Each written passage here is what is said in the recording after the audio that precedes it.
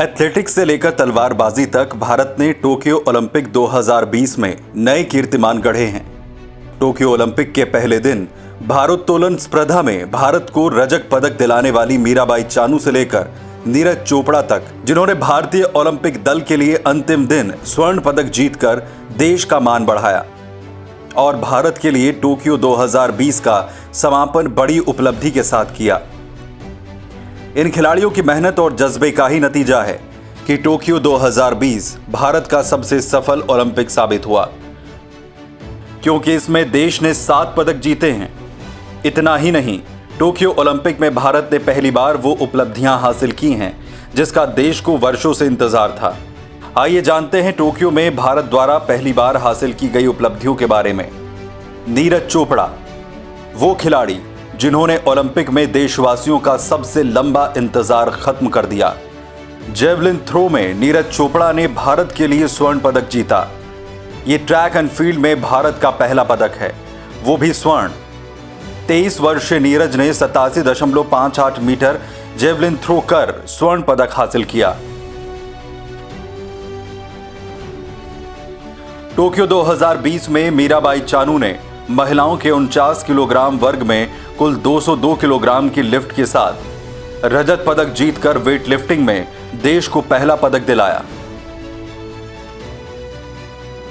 यह पहला मौका है जब भारतीय महिला हॉकी टीम पहली बार ओलंपिक सेमीफाइनल में पहुंची। टोक्यो ओलंपिक में उसने अविश्वसनीय निडर प्रदर्शन किया और सेमीफाइनल में जगह बनाई। भारतीय महिला हॉकी टीम कांस्य पदक के मुकाबले में गत चैंपियन ग्रेट ब्रिटेन का सामना किया और 3-4 के अंतर से पोडियम पर स्थान पाने से चूक गई। पीवी सिंधु लगातार 2 ओलंपिक पदक जीतने वाली पहली भारतीय महिला खिलाड़ी बन गई हैं। उन्होंने टोक्यो ओलंपिक में कांस्य पदक जीता। इससे पहले रियो 2016 ओलंपिक में उन्होंने रजत पदक जीता था। भवानी देवी ओलंपिक में स्थान पाने वाली पहली भारतीय फेंसर बन गई हैं। तलवारबाजी प्रतियोगिता के लिए उन्होंने क्वालिफाई किया और पहले दौर में ट्यूनीशिया की नादिया बेन अजीजी को 15-3 से हराया, लेकिन राउंड ऑफ 32 में उन्हें निराश होना पड़ा, लेकिन वो हार कर भी जीत गई। नेत्रा कुमारन ओलंपिक में जगह बनाने वाली पहली भारतीय महिला नाविक बनी। उन्होंने टोक्यो 2020 के लिए महिला लेजर रेडियल वर्ग में क्वालिफाई किया और 10 रेस वाली ओपनिंग सीरीज में 35वां स्थान हासिल किया। चेन्नई निवारी 23 वर्षीय नेत्रा ने तीसरी रेस में 15वां स्थान हासिल किया। फवाद मिर्जा घुड़सवारी के फाइनल में पहुंचने वाले पहले भारतीय बने, जिन्होंने व्यक्तिगत स्पर्धा में जंपिंग फाइनल के लिए क्वालिफाई किया और फाइनल में 59.60 पेनल्टी अंक के साथ 23वां स्थान हासिल किया। दीपिका कुमारी क्वार्टर फाइनल में पहुंचने वाली पहली भारतीय तीरंदाज बनी।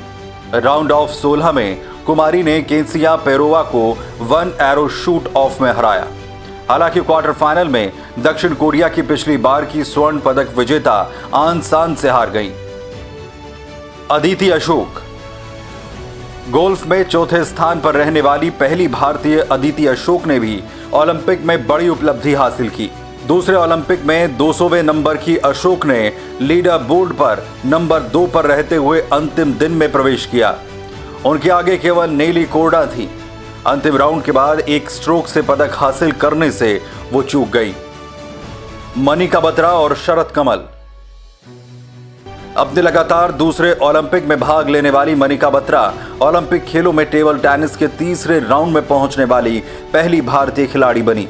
भारत के प्रमुख पुरुष खिलाड़ी शरत कमल ने भी पुरुष एकल में तीसरे राउंड में पहुंचकर मनिका बत्रा की उपलब्धि को दोहराया। पहली बार कोई भारतीय पुरुष पैडलर इस स्तर पर पहुंचा। अर्जुन लाल जाट और अरविंद सिंह ओलंपिक के सेमीफाइनल में पहुंचने वाले पहले भारतीय रोवर बन गए हैं। अंत में उन्होंने 11वां स्थान हासिल किया। इस तरह से टोक्यो ओलंपिक 2020 भारत के लिए काफी सफल रहा। पांचजन्य भी देश का नाम रोशन करने वाले इन खिलाड़ियों को सैल्यूट करता है।